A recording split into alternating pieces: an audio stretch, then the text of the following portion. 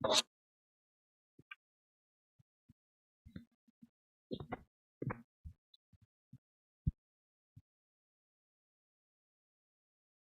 नमस्कार साथियों, good morning प्यारे दोस्तों, जय हिंद, वंदे मातरम, राधे राधे। आज की जो हमारी क्लास है उसमें टॉपिक चल रहा है हमारा छंद।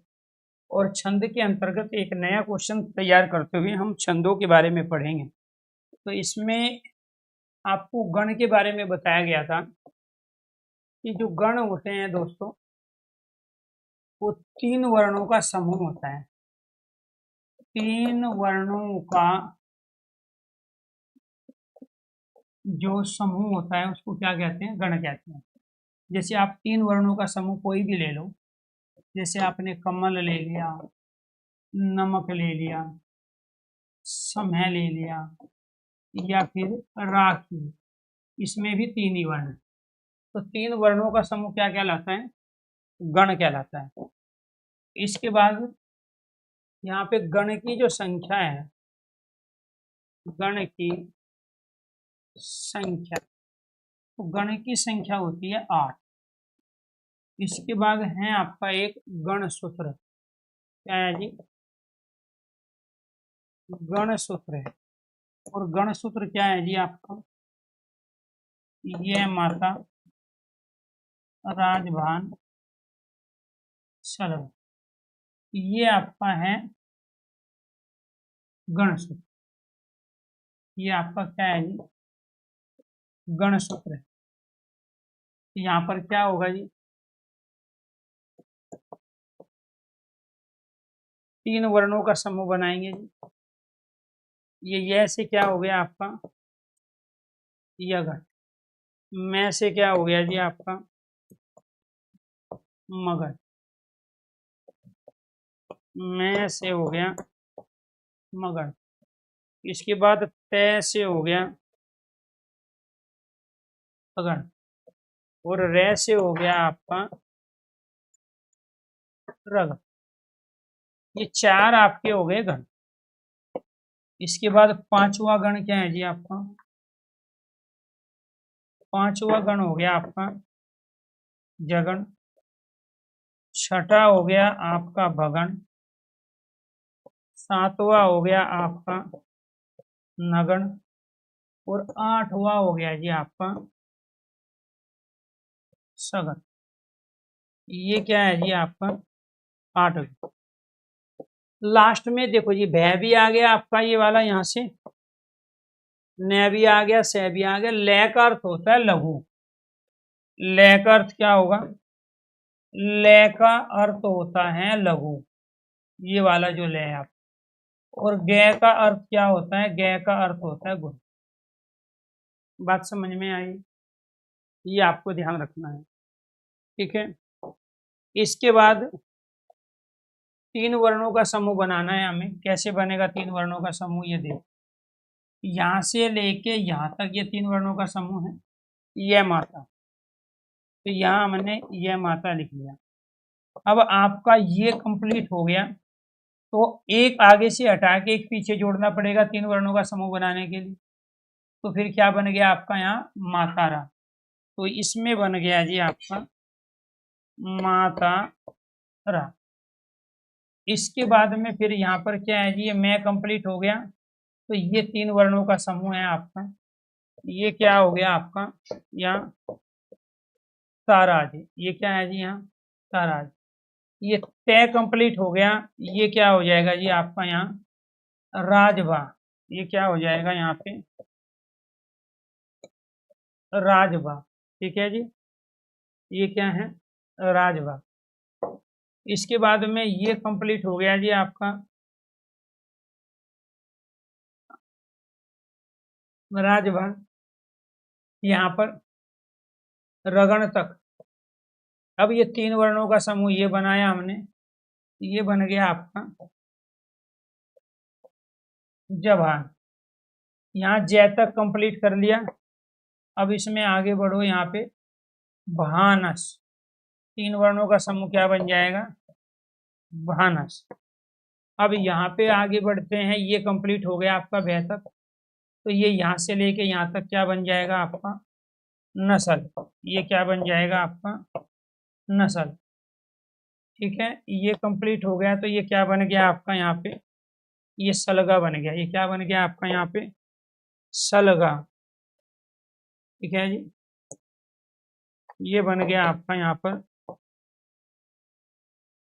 सलगा। ठीक है, तो ये सारे के सारे क्या है जी, आपके 8 तो गण थे, जिसमें यगण मगण तगण रगण। हमने क्या किया, जो गण सूत्र था उसमें से एक वर्ण लिया और उसके साथ में हमने गण लगा लिया। तो ऐसे ही हमने क्या बनाए, 8 गण बनाए। इसके अंतर्गत ये 10 हैं, 1 2 3 4 5 6 7 8 9 10। लेकिन ये जो लास्ट के 2 है, इसका अर्थ लघु है और इसका अर्थ क्या होता है, गुरु होता है। तो आगे के जो 8 होते हैं, तो वो क्या कहलाए आपके, आगे के 8 यहाँ पे गण सूत्र कहलाए। इसके बाद में ये क्या कहलाया यहाँ पर,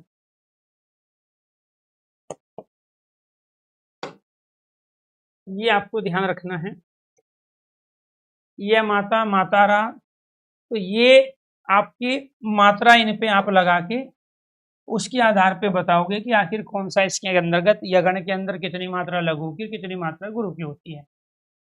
जब हम इसमें मात्रा लगाते हैं तो इसमें ए है और इसके साथ में ये क्या है, आ है। तो ये क्या हो गया जी आपका, ये यहाँ क्या हो गया, आ, ये हो गया। इसमें क्या है जी, यहाँ पे आपका, इसमें आपका यहाँ पे ये गुरु है, ये भी गुरु है, ये भी गुरु है। और ये मात्रा कितनी हो गई जी आपकी, इसकी तीनों मात्रा आपकी गुरु हो गई। इसके अंदर क्या है जी, ये 2 है, ये भी 2 है, ये 1 है। और इसके अंतर्गत ये 2 गुरु 1 लघु हो गई। यहाँ इसके अंतर्गत क्या है, इसके अंतर्गत आपकी ये 2 1 और ये 2 है। इसमें क्या है, ये 2 1 2 हो गई। ये क्या है, 2 1 2 हो गई। इसके अंतर्गत यहाँ पर क्या है जी, ये 1 मात्रा हो गई, इसकी 2 मात्रा, इसकी मात्रा आपकी हो गई 1।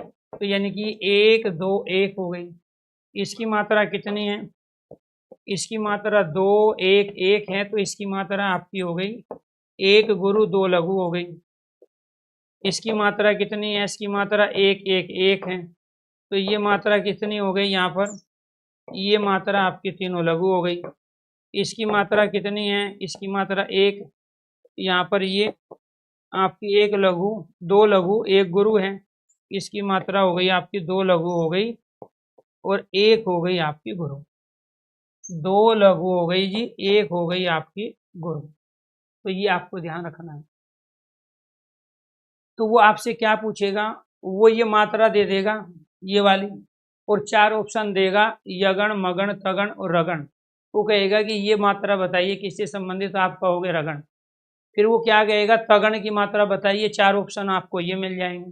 तो तगण की मात्रा कितनी होगी, 2 यहाँ पे गुरु और 1 क्या है आपकी लघु। तो 2 गुरु 1 लघु, ये क्या कहलाएगा आपका, तगण कहलाएगा। तो कुल मिला की बात यह है कि अगर आप यह माता राजभान सलगा ये गणसूत्र याद रख लेते हो, तो आप दिए गए शब्द में गण बता सकते हैं कि कौन सा गण है। तो एक क्वेश्चन तो आपका ये बना कि वो इनको देके आपसे ये पूछ लेगा, ये गण नहीं है, गण ये है जिनके आगे संख्या लिखी हुई है। ये तो 3 वर्णों का समूह है, ये भी 3 वर्णों का समूह है, क्योंकि 3 वर्णों के समूह को हम क्या कहते हैं, गण कहते हैं। ये हमने लघु और गुरु की मात्रा लगाई, ये मात्रा के बारे में मैं आपको बता ही चुका हूं। यहाँ पर जो जो ए होता है, इसके बाद में ई और ऊ और री, इन चारों की एक मात्रा होती है, बाकी सब की मात्रा 2 होती है, अर्थात गुरु होती है। तो मात्रा केवल स्वर वर्णों की होती है। तो स्वर में भी जो छोटे स्वर होती हैं उनकी मात्रा लघु अर्थात छोटी, और बाकी की मात्रा गुरु होती है। ठीक है, तो यहाँ पर ये था जी आपके गणसूत्र। अब वो एग्जाम्पल देगा आपसे, और एग्जाम्पल देके वो मात्रिक छंदों को पूछेगा।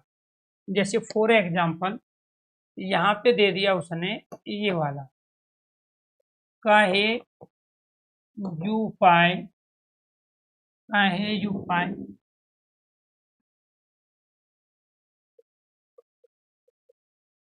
काहे यू पाए कौन, विद्या धन, काहे यू पाए कौन विद्या धन, विद्या धन, काहे जी पाए कौन विद्या धन उद्यम, बिन। काहेजु पाए कौन विद्या धन उद्यम बिना, ज्यों पंखे की पोन, ज्यों पंखे की, जो पंखे की पोन बिना डुलाए ना मिले। काहेजु पावे कौन विद्या धन उद्यम बिना, जो पंखे की पोन बिना डुलाए, जो पंखे की पोन बिना डुलाए ना मिले। तो काहेजु पावे कौन विद्या धन उद्यम बिना, जो पंखे की पोन बिना डुलाए ना मिले। तो ये क्या कहलाते हैं? पंक्ति देखिए आपसे छंद पूछेगा। पहला काम क्या है जी? पहला काम ये है कि वो पूछेगा आपसे कि इसमें यति बताओ कहाँ है। तो आप क्या कहोगे?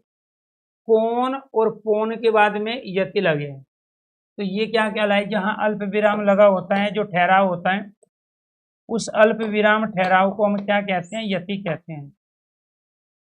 अल्प विराम ठहराव को हम क्या बोलेंगे? अल्प विराम ठहराव को बोलेंगे हम यति। क्या बोलेंगे इसको? यति बोलेंगे। इसके बाद फिर वो कहेगा जी ये बताइए इसमें गति कहाँ पे है। काहेजी पावे कौन, जो पंखे की पोन। तो यहाँ हमने क्या किया? इसमें कौन और पोन में क्या है? गति है। कौन और पोन में क्या है? कौन और पोन में क्या है जी? यहाँ गति है। ठीक है, कौन और पोन में क्या है? गति। फिर कहेगा कि इसमें तुक बताइए कहाँ है। समान मात्रा समान वर्ण कहाँ है? समान मात्रा ये है, ये आपकी अ की, और समान वर्ण आपका ये न। तो कौन और पोन में क्या है जी? आपका कौन और पोन में तुक है। फिर पूछेगा विराम बताइए कहाँ है। एक विराम ये लगा हुआ है, दो विराम यहाँ पर है। तो ये क्या कहलाए? आपके विराम कहलाए। ठीक है, तो यति भी आ गई, गति भी आ गया, तुक भी आ गया, विराम आ गया। तो जहां यति, गति, तुक और विराम है उसको गाया जा सकता है। तो इसको चूंकि हम गा पा रहे हैं इसी की वजह से। काहेजु पावे कौन विद्या धन उद्यम बिना, जो पंखे की पोन बिना डुलाए ना मिले। तो जहां पर यति, गति, तुक होगा उसको हम क्या कहते हैं? छंद कहते हैं, उसको गेयता कहते हैं, उसको गायन कहते हैं, उसको गीत कहते हैं। तो गद्य और पद में यही अंतर है। गद्य को गाया नहीं जा सकता, वह स्कूल जाता है, आप इसको गा नहीं सकते हैं। क्यों नहीं गा सकते? क्योंकि इसमें यति, गति, तुक नहीं है। और जहाँ यति, गति, तुक होता है उसको गाया जाता है, इसलिए वो गीत कहलाता है, उसको पद्य कहते हैं, कविता कहते हैं। अब इसके बाद फिर आपसे वो पूछेगा कि इसमें ये बताइए कि इसमें कौन सा छंद है। तो फिर आपको क्या करना है? इसमें मात्रा लगानी है। तो मात्रा कैसे लगाओगे जी? यहाँ पे मात्रा आपकी दो हो गई। क्यों? क्योंकि यहाँ पे ये आ है। इसमें भी मात्रा दो हो गई। क्यों? क्योंकि इसमें ये आई है। इसमें मात्रा छोटे ऊ की है तो इसलिए मात्रा आ गई आपकी एक। इसमें मात्रा यहाँ आ की है तो ये दो हो गई। इसमें यह एक मात्रा हो गई। इसमें मात्रा कितनी है? दो है। इसमें मात्रा कितनी है? एक है। ठीक है, ऐसे यहाँ ये क्या है? आपका आधा दय है। अब आधे दय से पहले यहाँ पे क्या आया है? आपका ई आया है। तो एक की जगह मात्रा कितनी हो जाएगी? दो। क्योंकि मात्रा के दौरान आपको ये बताया जा चुका है कि आधे व्यंजन से पहले कोई स्वर आएगा तो वो स्वर क्या है? यहाँ ई है, और इससे पहले क्या है? आधा दय है। तो जब आधे व्यंजन से पहले स्वर आया तो उसकी एक मात्रा ना होके दो मात्रा हो जाती है। यहाँ पे जो ये आ है इसकी मात्रा दो है। यहाँ पे दोनों में ए एक मात्रा है। छोटे ऊ से पहले आधा दय है तो इसकी एक मात्रा ना होके दो हो गई। दय में यहाँ पर जो ये ए है, दय में क्या है? यहाँ ए एक मात्रा। इसमें भी मात्रा कितनी हो गई? एक। इसमें छोटा ही है, एक मात्रा हो गई, और इसमें मात्रा कितनी हो गई? दो। ऐसे ही आपको यहाँ पे करना है। इसमें मात्रा कितनी हो गई? यहाँ पे इसमें कोई स्वर नहीं है इसलिए इसकी कोई मात्रा नहीं है। यहाँ पे जो ये औ है इसकी मात्रा दो है। यहाँ पे जो अनुस्वार लगा हुआ है इसकी मात्रा दो है। यहाँ इसकी मात्रा लगी है, ये भी दो है। ठीक है, यहाँ पे क्या है? इसमें भी ये भी दो है। ठीक है जी, कि ये क्या है जी? इसमें ये भी दो मात्रा है, इसमें मात्रा क्या है? एक है।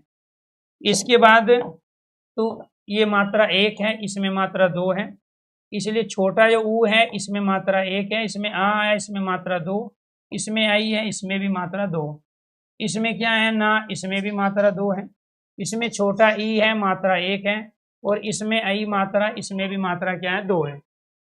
इस तरीके से हमें क्या लगाना है, मात्रा। अब मात्रा लगा के जो पहले चरण में मात्रा है उसके आधार पे हम छंद को पहचानते हैं। 2 2 4 1 5 5 2 7 8 और 2 8 और 2 10 और 1 11। इसके पहले चरण में 11 मात्रा है। तो यहाँ पे क्या है जी, प्रथम चरण अर्थात पहले चरण, प्रथम चरण में मात्रा। तो जहाँ प्रथम चरण में मात्रा 11 होती है उसको हम क्या कहते हैं, उसको हम सोरठा छंद कहते हैं। क्या कहते हैं, सोरठा छंद। तो इसमें कौन सा छंद है, सोरठा छंद है, क्योंकि प्रथम चरण में इसमें 11 मात्रा है। इसके बाद में फिर यहाँ पे 2 2 4 2 6 2 8 2 10 10 और 3 13। इसके दूसरे चरण में कितनी मात्रा है, दूसरे चरण में या द्वितीय चरण में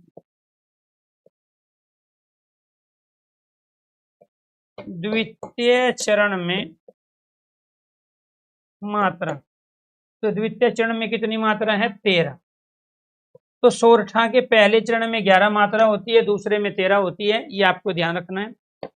इसके बाद में यहाँ 2 2 4 2 6 2 8 2 10 और 11। तीसरे चरण में जो मात्रा है, तृतीय चरण तीसरे चरण में मात्रा। तो तीसरे चरण में मात्रा कितनी है, 11। इसके बाद चौथे चरण में मात्रा, चौथे चरण में मात्रा। तो चौथे चरण में मात्रा क्या है जी, 1 और 2, ये हो गई 3, 3 1 4, 4 2 6 2 8 2 10 11 और 2 13। इसमें कितनी है, 13। तो इसका मतलब ये हुआ कि सोरठा छंद के पहले और तीसरे में 11 11 मात्रा है। तो जिसके पहले और तीसरे में 11 11 मात्रा हो, दूसरे और चौथे में 13 13 मात्रा हो, उसको हम क्या कह रहे हैं, सोरठा छंद कह रहे हैं। ठीक है, तो सोरठे छंद की परिभाषा क्या हो गई कि जो विषम चरण है, विषम मतलब 1 और 3, विषम चरण। तो विषम चरण में मात्रा कितनी है, 11 11। और जो सम चरण है, सम क्या होता है, 2 और 4, सम चरण में मात्रा कितनी है, 13 13। तो ये क्या कहलाता है, सोरठा छंद कहलाता है। अब दूसरा क्वेश्चन यहाँ से ये बना, आपने पहला क्वेश्चन यति किया, गति तुक किया, इसके बाद में आपने विराम किया, फिर मात्रा की काउंटिंग करके आपने मात्रा बताया। फिर आपसे ये पूछ रहे हैं कि ये सममात्रिक है, विषम मात्रिक है या अर्धसम मात्रिक है। क्योंकि जो मात्रिक छंद होते हैं वो 3 प्रकार के होते हैं। एक होते हैं विषम मात्रिक, जिनमें प्रत्येक चरण में अलग अलग मात्रा होती है।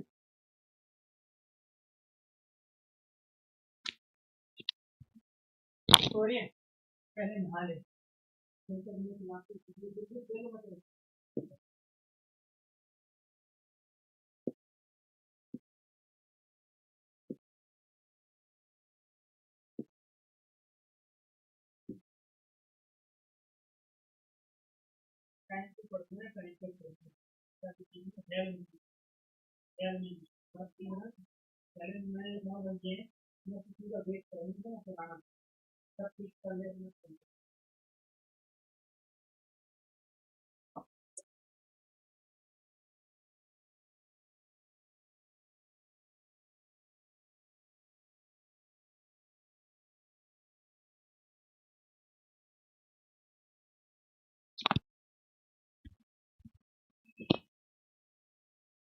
तो यहाँ पे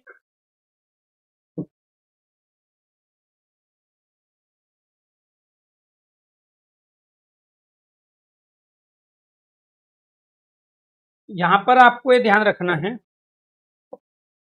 जो मात्रिक छंद होते हैं,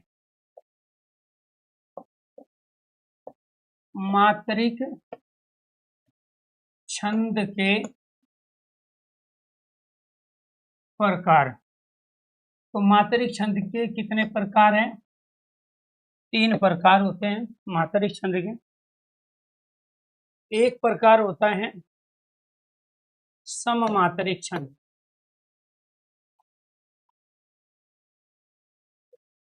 सममात्रिक छंद।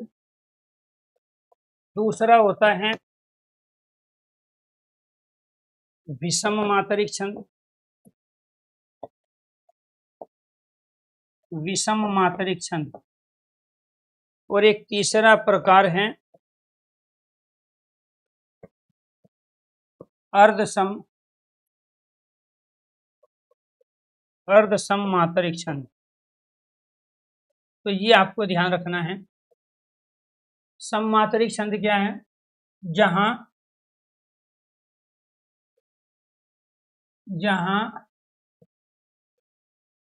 चारों चरणों में समान मात्रा हो। जहां चारों चरणों में समान मात्रा हो सममात्रिक। जहां चारों चरणों में अलग अलग मात्रा हो। जहां चारों चरणों में अलग अलग मात्रा हो विषम मात्रिक। जहां चारों चरणों में जहां चारों चरणों में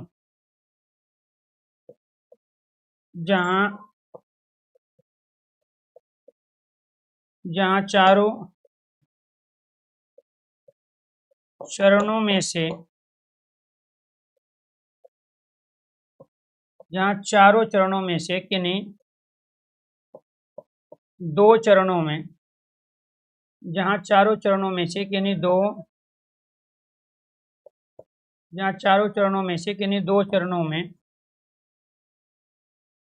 किन्हीं दो चरणों में समान मात्रा हो। जहां चारों चरणों में से किन्हीं दो चरणों में समान मात्रा हो, वो क्या कहलाता है? अर्धसम मात्रिक छंद। अब यहां आपको ये ध्यान रखना है,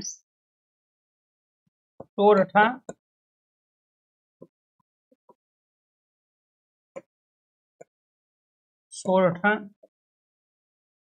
बरवे, दोहा, ये सब क्या है? अर्धसम मात्रिक छंद। इसके बाद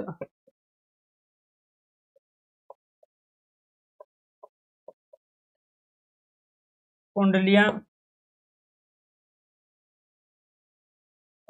और छप्पे, ये क्या है? विषम मात्रिक छंद। जैसे चौपाई, रोला, गीतिका, हरी गीतिका और उल्लाला, ये सब क्या है जी? आपके सममात्रिक छंद। और ये पूछेगा आपसे किसी न किसी रूप में। तो मात्रिक छंद तीन प्रकार के होते हैं जो हम हिंदी में प्रयोग करते हैं। ये सारे के सारे हमारे हिंदी के ही छंद हैं। अब आपसे वो ये पूछ रहा है कि ये जो पंक्ति दी गई है इसमें सोरठा छंद है, लेकिन सोरठा किस प्रकार का छंद है? तो सोरठा छंद है अर्धसम मात्रिक। सोरठा छंद क्या है? अर्धसम मात्रिक छंद है। सोरठा क्या है जी? अर्धसम मात्रिक छंद है। अर्धसम मात्रिक छंद कैसे है जी सोरठा? क्योंकि जिनके किन्हीं दो चरणों में समान मात्रा हो, पहले और तीसरे में समान है, दूसरे और चौथे में समान है, तो क्या कहलाता है? अर्धसम मात्रिक छंद। विषम चरणों में 11-11 तो अर्धसम हो गया, सम चरणों में 13-13 तो अर्धसम मात्रिक छंद हो गया। क्वेश्चन नंबर 1 क्या था? यति कहाँ है? कौन और पौन के बाद। गति कहाँ है, कोण और कोण में, क्योंकि इसको लंबा खींच रहे हैं। इसके बाद में यहाँ पे तुक कहाँ है, कोण और कोण में। विराम कहाँ है, बिना और मिले के बाद में। कौन सा छंद है, सोरठा छंद है। ठीक है, सोरठा किस प्रकार का छंद है, अर्ध सममात्रिक छंद है। सोरठे छंद की परिभाषा क्या है, विषम चरणों में 11-11, सम चरणों में 13-13 मात्रा का प्रयोग। विषम चरणों में 11-11 मात्रा, ठीक है, और सम चरणों में 13-13 मात्रा का प्रयोग, जो कि दोहे का उल्टा होता है, क्योंकि दोहे में इसके एकदम उलट होता है। तो दोहे में विषम चरणों में 13-13 होती है और सम चरणों में 11-11। तो इसी को जो सोरठा छंद है, इसको दोहे छंद का उल्टा भी कहा जाता है। तो ये क्या होता है, दोहे छंद का उल्टा। दोहे छंद का उल्टा, दोहे छंद का उल्टा क्या है, सोरठा छंद है। तो दोहे का उल्टा क्या कहलाएगा, सोरठा कहलाएगा। ये आपको ध्यान रखना, दोहे का उल्टा क्या कहलाएगा, सोरठा छंद। ठीक है जी, ये आपको ध्यान रखना है। तो जितने भी क्वेश्चंस की वैरायटी सारी हो गई, एक क्वेश्चन की वैरायटी बच गई आपकी, ये वाली। इसमें बताना है कितने गण हैं। तो 3 वर्णों का जो समूह होता है वो क्या कहलाता है, गण कहलाता है। तो 3 वर्णों का समूह कौन कौन सा है जिसमें, एक तो ये आपका उद्दम है, एक इसमें डुलाए हैं। ये 2 गण हैं इसमें, एक उद्दम है, दूसरा डुलाए। अब आपको ये बताना है कि उद्दम और डुलाए में कौन सा गण है। तो यहाँ क्या है, गुरु लघु लघु। गुरु लघु लघु देखना है किसमें है, गुरु लघु लघु। गुरु लघु लघु है भगण। तो कौन सा गण हो गया जी इसमें, भगण हो गया।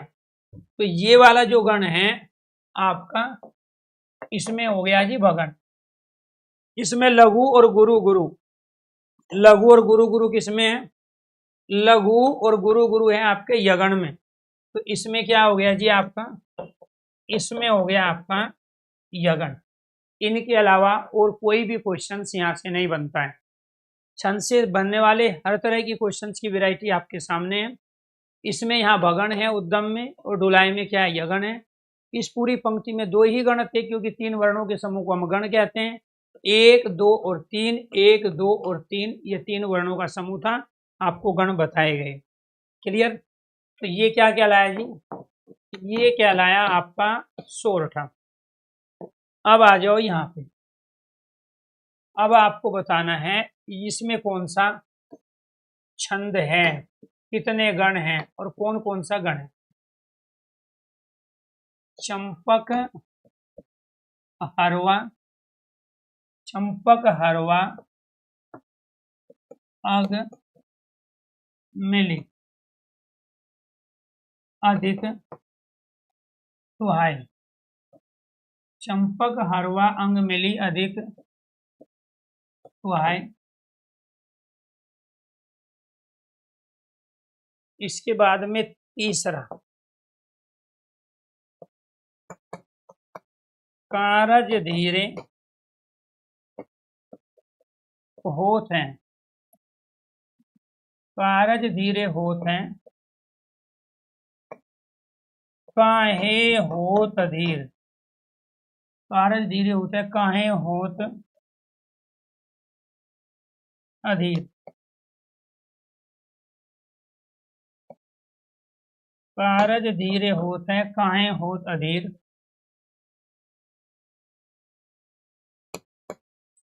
समय पाए तरुवर फरे, समय पाए तरुवर फरे, समय पाए तरुवर फरे, केतक सींचो नीर, केतक सींचो नीर। इनमें क्या बताना है जी, कौन सा छंद है, वो सममात्रिक है, अर्ध सममात्रिक है। ठीक है, ये आपको बताना है। तो यहाँ पर ये क्या हो गया जी, चंपक हरवा अंग मिली। तो इसमें क्या है जी, आधा में है, ये आपको ध्यान रखना है। आधे में से पहले स्वर है तो मात्रा 2 हो जाएगी। इसमें मात्रा 1 है, इसमें मात्रा 1 है। इसमें भी मात्रा 1 1, इसमें मात्रा कितनी है, 2। इसमें मात्रा एक एक है, इसमें भी एक है, इसमें मात्रा क्या है, एक है, इसमें भी एक और एक मात्रा है, इसमें भी एक मात्रा, इसमें दो मात्रा है और इसमें मात्रा क्या है आपकी एक है। तो यहाँ पर मात्रा क्या है जी आपकी, यहाँ पर यति लगा हुआ है, चंपक हरवा अंग मिली, ये आपका अल्प विराम में यति है। और जब यति है यहाँ पर तो आपका एक चरण समाप्त हो गया। तो इसमें 2 2 4 2 6 2 8 2 10 11 और एक 12।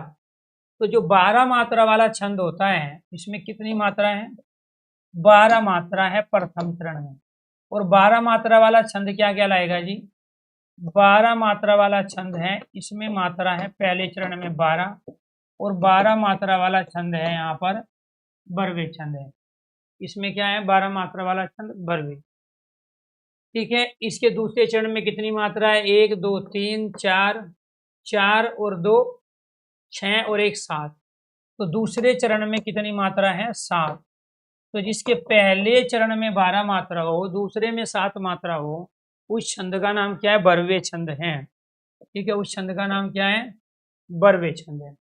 अब फिर यहाँ पे मात्रा लगाओ, इसमें मात्रा कितनी आ गई, इसमें मात्रा 2 1 1, यहाँ भी 2 2 2 1, इसमें भी मात्रा 2, इसमें आ है 2 मात्रा 2 2 1 1 2 और यहाँ 1। इसमें मात्रा लगाइए जी 1 1 1 2 1 1 1 1 1। यहाँ छोटा ऊ है, तरु में क्या है, ये जो रे बना है ना, रे के साथ में क्या है, छोटा ऊ है तो मात्रा 1 आएगी। 1 यहाँ पे 2 है, यहाँ 2 1 1 है, यहाँ पे बड़े वाला ई है तो यहाँ मात्रा कितनी आ गई, 2 आ गई। इसमें भी मात्रा 2 है, इसमें मात्रा कितनी है, यहाँ पे मात्रा आपकी 2 है, इसमें मात्रा कितनी है, 1 है। तो इस तरीके से ये लग गई जी आपकी मात्रा। ठीक है, अब आपको दूसरा ये ध्यान रखना है कि यहाँ पर 2 2 4 2 6 2 8 2 10 11 11 2 13 पहला चरण समाप्त हो जाता है यहाँ। और पहले चरण में मात्रा कितनी है, पहले चरण में मात्रा है 13 और जिसके पहले चरण में 13 मात्रा होती है उस 13 मात्रा वाले छंद को हम क्या कहेंगे, उसको कहेंगे दोहा। ये क्या है जी, दोहा। और दोहा और बरवे किस में आते हैं, अर्ध सम्मात्रिक छंद में आते हैं। किसमें आते हैं, अर्ध सम्मात्रिक छंद में। तो यहाँ पर कितनी मात्रा थी जी, इसमें मात्रा थी आपकी यहाँ पे 12 मात्रा, इसमें मात्रा कितनी थी जी, 7 मात्रा, इसमें मात्रा कितनी है, 13 मात्रा, इसमें मात्रा कितनी है, 11 मात्रा, ये 11 वाला है, ये 13 वाला। ठीक है, इसमें कितनी मात्रा है, 13 मात्रा है, कितनी मात्रा, 13 मात्रा है। और इसमें कितनी मात्रा है, इसमें है 11 मात्रा, इसमें कितनी मात्रा है, 11 मात्रा है। तो ये आपको ध्यान रखना है। ठीक है, इस तरीके से वो चारों चरणों की मात्रा पूछे या एक चरण के आधार पे आप मात्रा बता दो।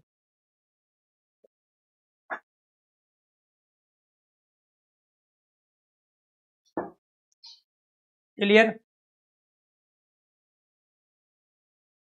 किसी को यहाँ तक कोई दिक्कत हो तो एक बार आप कमेंट बॉक्स में कमेंट कर सकते हैं।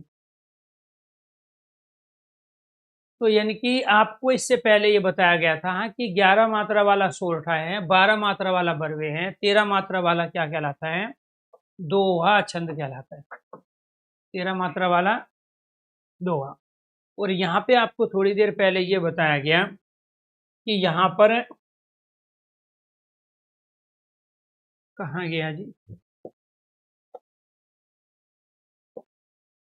ये सोरठा बरवे और दोहा, ये क्या है, अर्ध सम्मात्रिक। ठीक है, इनके 2 चरणों में समान मात्रा होती है।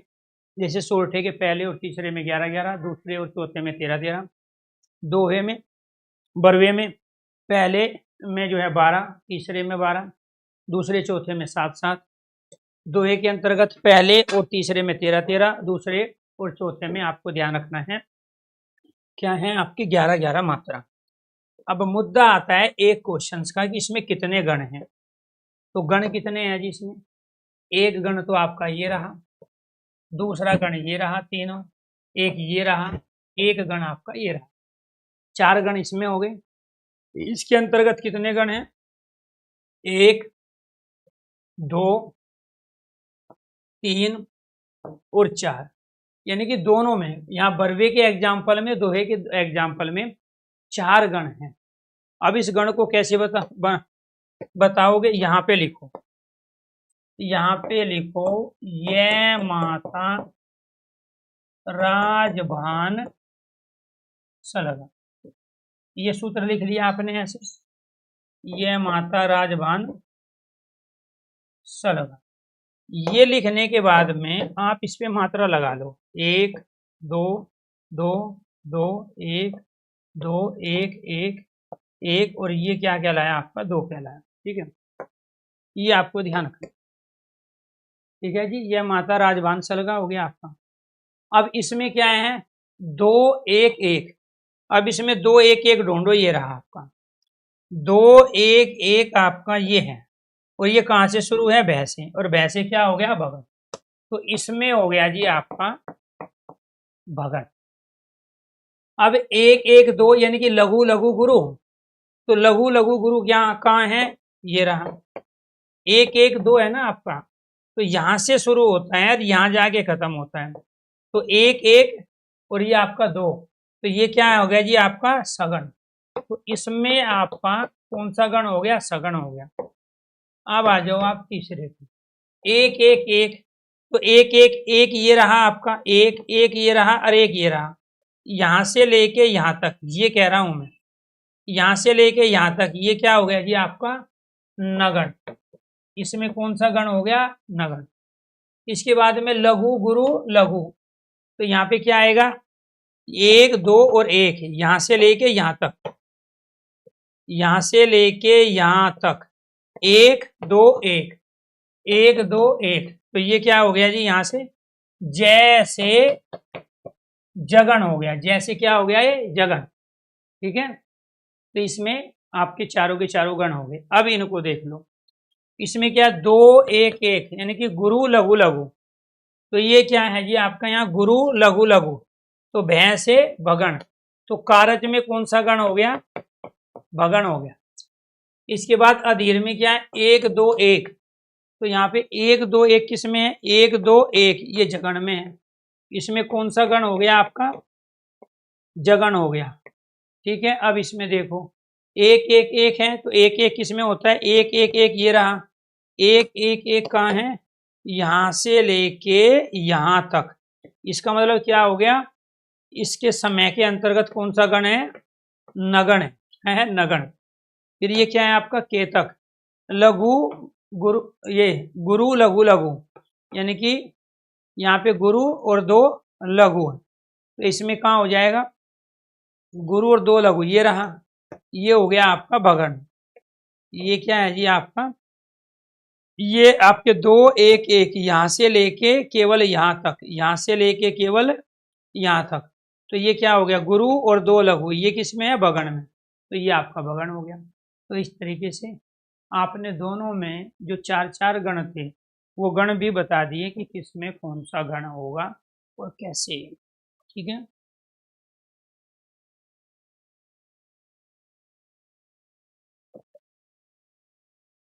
जी। हाँ, तो यहाँ होत में क्या है? ये बड़े वाले ओ की मात्रा है, और जब बड़े वाले ये छोटे ओ की मात्रा है, ये वाला ओ, इसकी मात्रा 2 होती है। इसमें क्या है? यहाँ तय में ए है, इसकी मात्रा 1 होती है। ठीक, तो रेगुलर क्लास अटेंड करोगे तो फिर डाउट बनेंगे नहीं। आगे आ जाओ, आगे क्या करना है जी आपको? 3 हो गए, चौथा देखते हैं। इही विधि, इही विधि राम, इही विधि राम, इही विधि राम सब ही, सब ही, इही विधि राम सब ही समझावा, इही विधि राम सब ही समझावा। तो इसमें कितनी मात्रा आ गई? एक एक एक एक, दो एक एक एक एक एक, छोटा वो इसमें एक, और इसमें क्या आ गया? दो। ठीक है, मात्रा काउंट करो। एक दो तीन चार, चार दो छः सात आठ नौ 10 11 12, 12 दो 14, दो 16। कितनी मात्रा है? 16। और 16 मात्रा वाला छंद कौन सा कहलाता है? चौपाई छंद। तो जिसकी प्रत्येक चरण में 16 मात्रा होती है वो चौपाई छंद कहलाता है। अब इसमें कितने गण है? एक गण है, वो भी है सभी। और इसमें भी कौन सा गण है? नगण। कौन सा गण है? नगण। तीनों मात्रा किस में होती है? लघु। नगण में होती है। ठीक है, पांचवा देखो।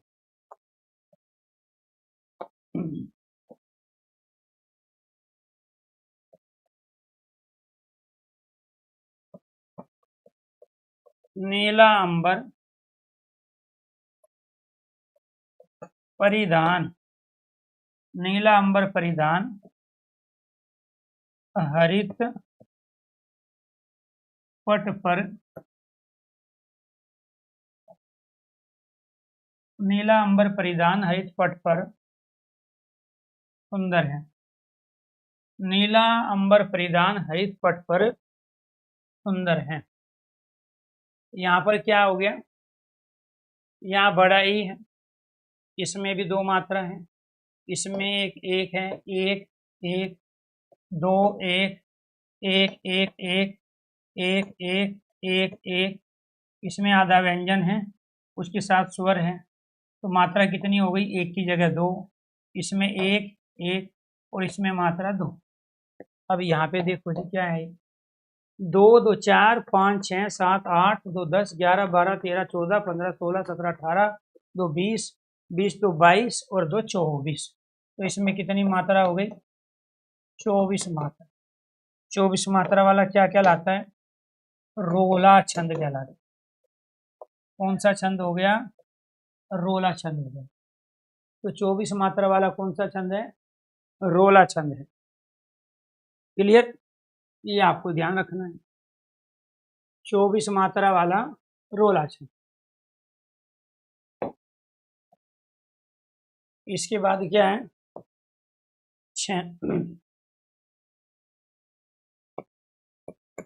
हे प्रभु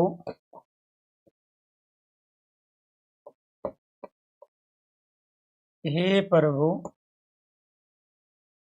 आनंद दाता, हे प्रभु आनंद, हे प्रभु आनंद दाता ज्ञान, हे प्रभु आनंद दाता ज्ञान, हे प्रभु आनंद दाता ज्ञान हमको दीजिए। हे प्रभु आनंद दाता ज्ञान हमको दीजिए। तो इसमें क्या होगा? यहाँ दो मात्रा आएगी, इसमें ए है एक मात्रा, इसमें दो मात्रा, इसमें दो आधा व्यंजन से पहले क्या है जी? स्वर। एक की जगह दो मात्रा, इसमें एक, इसमें दो, इसमें दो, इसमें दो, इसमें एक, इसमें एक एक, इसमें दो। इसमें मात्रा कितनी आ गई जी आपकी? बड़ा ई दो, इसमें छोटा ई, इसमें मात्रा कितनी आ गई आपकी? दो। ठीक है जी। हे प्रभु आनंद दाता ज्ञान हमको दीजिए। अब इनकी मात्रा काउंट करो जी। दो तीन, तीन दो पाँच, पाँच और दो 7, 7 दो 9, एक 10, 10 और 4 14, और दो 16 17 18 19, 19 और दो 21, 21 और दो 23, 23 एक 24 और दो 26। इसमें मात्रा है आपकी 26, और 26 मात्रा वाला क्या कहलाता है? गीति का छंद कहलाता है। क्या कहलाता है? गीति का छंद। ये मैं पहले बता चुका हूँ आपको। ठीक है जी। ये कौन सा छंद है? गीति का छंद। क्यों? हे प्रभु आनंद दाता ज्ञान हमको, ये पूरा चरण एक ही है। करते नीला अंबर परिधान हरित पट पर सुंदर है, पूरा एक ही चरण है। तो जब किसी के पहले चरण में 24 मात्रा हो तो रोला है, 16 मात्रा हो तो चौपाई है, 26 मात्रा है वो गीति का कहलाता है। वो क्या कहलाता है? गीति का। अब इसमें गण कितने हैं? इसमें हरित है, और हरित क्या है? नगण है। ये भी क्या है? नगण है। दूसरा गण क्या है? सुंदर है। और सुंदर में क्या है? यहाँ पे गुरु लघु लघु, तो गुरु लघु लघु ढूंढो जी, कहाँ है? गुरु लघु लघु भगण में है, तो इसीलिए यहाँ पे सुंदर में आपका जो गण है वो हो गया भगण। इसमें कौन सा गण हो गया आपका? ये भगण हो गया। अब इसमें कितने गण हैं ये देखो। इसमें एक तो आनंद गण है, दूसरा हमको गण है, और तीसरा दीजिए गण है। आनंद, हमको और दीजिए। क्लियर? तो ये आपको ध्यान रखना है जी। इसमें 3 गण है। कौन कौन से गण है इसमें? इसमें 2 गुरु 1 लघु, 2 गुरु 1 लघु देखो कहाँ है? 2 गुरु 1 लघु, ये रहा गण। यहां से लेके यहां तक, ये यहां से लेके यहां तक 2 गुरु 1 लघु, तो ये क्या क्या लाएगा? ये क्या लाएगा आपका? तगण। इसमें तगण है। लघु लघु गुरु, 2 लघु 1 गुरु, 2 लघु 1 गुरु, 2 लघु 1 गुरु है सगण में। इसमें है, इसमें कौन सा गण हो गया? सगण हो गया। यहाँ पे लघु गुरु लघु, ये गुरु लघु गुरु, तो गुरु लघु गुरु देखो जी कहाँ है? गुरु लघु गुरु, गुरु लघु गुरु, ये क्या हो जाएगा? रगण। ये हो गया ना, गुरु लघु गुरु रगण। तो इसमें कौन सा गण हो गया? इसमें हो गया जी आपका रगण हो गया। इसमें क्या हो गया? रगण। इसमें क्या है? सगण। इसमें क्या है? तगण। तो ये आपका रगण है, ये आपका सगण है, और ये आपका क्या है? आपका तगण है। तगण, सगण, और ये क्या है? रगण। तो ये क्या है जी? 26 मात्रा है। बात समझ में आई? तो ये आपको ध्यान रखना है। ठीक है, तगण, सगण और रगण। तो हे प्रभु आनंददाता, ज्ञान हमको दीजिए। ठीक है, ये क्या? 26 मात्रा है, गीति का छंद है। 26 मात्रा गीति का छंद। यहाँ तक क्लियर हो गया हो तो एक बार सारे स्टूडेंट ओके कीजिए, यस कीजिए। ठीक है, एक सीधी सी बात है, ठीक है, कि इन की मात्रा एक होती है। ए की, ई की, ऊ की और री की, इन सब की मात्रा है। बाकी जो आ जाए, अगर वो संस्कृत का ये दे देता है, इसकी भी मात्रा एक है, बाकी सबकी मात्रा दो होती है। अब पर बो में क्या है? ये पे आधा है, रे पूरा है, और इस रे के अंदर क्या है? ये आधा रे और ए है। तो इस ए की मात्रा कितनी लगाओगे? इस ए की मात्रा एक लगेगी, इसीलिए यहाँ पे एक मात्रा आई है। ठीक है, संजय यादव, क्लियर हो गया आपको अपना डाउट? जी जी, यहाँ तक अगर चीजें समझ में आ गई हैं तो एक बार देखो, फोकस करोगे पढ़ते समय तो डाउट बनेगा नहीं। यार फोकस नहीं करोगे, दिमाग में कुछ भी चलता रहेगा, तो ऐसे तो जिंदगी भर परेशानी रहेगी। ठीक है, लेकिन उसको ये देखना है कि अभी जरूरी क्या है करना। अगर एक ही समस्या परेशानी के साथ आप अपना दिमाग खराब करके बैठ जाओगे तो आगे नहीं बढ़ोगे लाइफ में कभी भी। तो नौकरी लेने के बाद भी चुनौती, समस्याएं, डाउट्स रहेंगे। कुछ डाउट समय के साथ साथ क्लियर हो जाएंगे, कुछ थोड़ा सा पेशेंस रख के क्लियर हो जाएंगे, और कुछ फोकस रख के। पढ़ते समय सबसे ज़्यादा जरूरी है कि एकाग्रता का होना। अगर आपके जहन में, आपके दिमाग में, आपके मन में, आपके मस्तिष्क में भांति भांति के विचार चल रहे हैं, तो इसका मतलब आप एक बार हिंदी को फिर दोबारा से रट रहे हो। और आप ये मान के कि मुझे कुछ नहीं आता, साइलेंट मोड में जो हम बातें कर रहे हैं वो आपका सिलेबस की कर रहे हैं। ठीक है, जो हम पढ़ा रहे हैं वो आपके सिलेबस का टॉपिक है, और यहाँ से क्वेश्चन पेपर में आना है। उसको आप तभी कर पाओगे जब आपका फोकस अच्छा रहेगा। तो ये क्या हो गया जी आपका? ठीक है, गीति का ये हो गया गोला, और ये हो गया आपका चौपाई। आगे आगे सातवां, सातवां क्या है जी? सातवां है हमारा ये वाला, करते अभिषेक, करते अभिषेक प्योद है,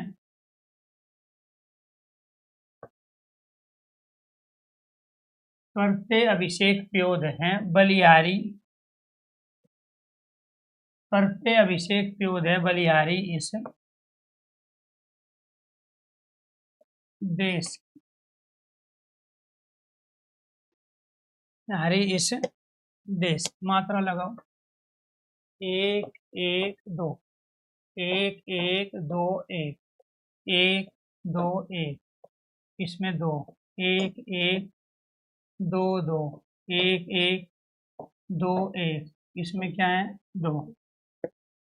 ठीक है, बात समझ में आई। तो यहाँ पर करते अभिषेक प्योद है बलिहारी इस देश की। 2 2 4 2 6 2 8 1 9 10 10 2 12 13 13 और 2 15। तो एक तो यति कितने पे आ गई जी आपकी, 15 मात्रा पे आ गई ये। इसके बाद में 2 2 4 2 6 2 8 2 10 10 11 और 2 13, इधर मात्रा कितनी है 13 है। 15 और 13 कितनी मात्रा हो गई जी आपकी 28। 15 13 28 जहां होती है उसको उल्लाला छंद कहते। 15 13 28 है उसको क्या कहेंगे, उल्लाला छंद कहेंगे। उसको क्या कहेंगे, उल्लाला छंद। करते अभिषेक प्योद है बलिहारी इस देश की। तो ये 15 और 13 के क्रम में कितनी मात्रा आ गई 28, इसको क्या कहते हैं, उल्लाला छंद कहते हैं। तो ये आपको ध्यान रखना है।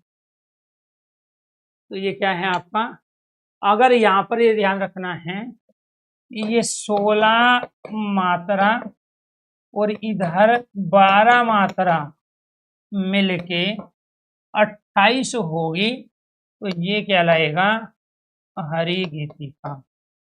इसको क्या बोलेंगे, हरि गीतिका छंद बोलेंगे। 16 12 मिलके 28 हो रही है, हरि गीतिका है। 15 13 मिलके 28 हो रही है, उल्लाला छंद है। ठीक है, ये आपको ध्यान रखना है। तो ये वाला छंद वाला टॉपिक आपका कंप्लीट हो गया, क्योंकि आपने पढ़ लिया है आज गण के बारे में सबसे पहले। इसके बाद में सोरठा हो गया आपका, सोरठा के बाद में आपका बरवे हो गया, दोहा हो गया। ठीक है, दोहे के बाद में आपका चौपाई हो गया, रोला हो गया, गीतिका हो गया, और ये आपका उल्लाला हो गया। अगर यहाँ पर ये 15 की जगह 16 हो जाए, ये 13 की जगह 12, तो क्या कहला हरि गीतिका। दो जो छंद है वो संयुक्त छंद है, वो पंक्ति दे के कभी पूछा नहीं जाएगा। ठीक है, तो संयुक्त छंद कौन से हैं जी आपके, संयुक्त छंद। तो संयुक्त छंद है आपके 2। इन संयुक्त छंद में एक छंद है आपका कुंडलिया। इसके बारे में मैं आपको पहले भी बता चुका हूँ। कुंडलिया जो छंद है, ठीक है, ये 6 चरणों वाला छंद है। तो ये किससे मिलके बना है, ये दोहा और रोला को मिला के बना है। दोहा के इसमें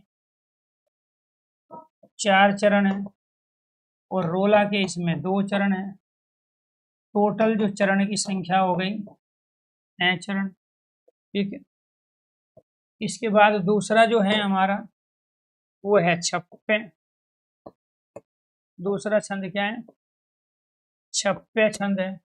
छप्पे कैसे मिलके बना है, छप्पे रोला और उल्लाला से मिलके बना है, रोला और उल्लाला।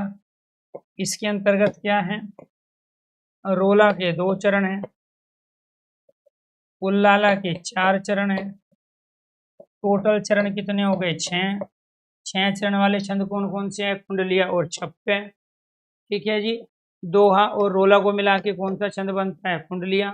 रोला और उल्लाला को मिला के कौन सा छंद बनता है, छप्पे। कुंडलिया की और क्या पहचान है, पंक्ति का प्रथम और अंतिम वर्ण सेम होगा। तो ये आपको ध्यान रखना है, पंक्ति का प्रथम व अंतिम वर्ण समान होता है। ठीक है जी, ये आपको ध्यान रखना है। तो किस छंद में पंक्ति का प्रथम और अंतिम वर्ण समान होता है तो क्या कहलाता है? वो कुंडलिया छंद कहलाता है। वो क्या कहलाता है? कुंडलिया छंद। तो छंद वाला टॉपिक कंप्लीट। आगे नेक्स्ट कल वाली क्लास में कौन सा टॉपिक होगा? काव्य का लास्ट टॉपिक, क्योंकि शब्द शक्ति, काव्य के गुण, अलंकार और छंद कंप्लीट कर चुके हो। कल वाली क्लास में रस कराएंगे। अब आप कमेंट भर भर के कमेंट कीजिए, मैं आपके कमेंट आपको पढ़ के सुनाऊंगा और जो सही कमेंट होगा उसका आंसर देंगे। ठीक है जी। पढ़ते समय बहुत सारे कमेंट इधर उधर के, दाएं बाएं के, पढ़ना है नहीं, बस आपको अपनी बात दूसरे को सुनानी है। दूसरे की सुनना चाहते ही नहीं, क्योंकि दूसरे की सुनने के लिए तो आत्मनियंत्रण की आवश्यकता है। ठीक है, जो हमारी 5 कर्मेंद्रिय है, 5 ज्ञानेंद्रिय है, एक मन, इन पे कंट्रोल की आवश्यकता है, और वो है नहीं। तो इसीलिए वही स्टूडेंट आज के टाइम में कामयाब हो रहा है जो सही तरीके से साधना कर रहा है पढ़ते समय। ठीक है जी।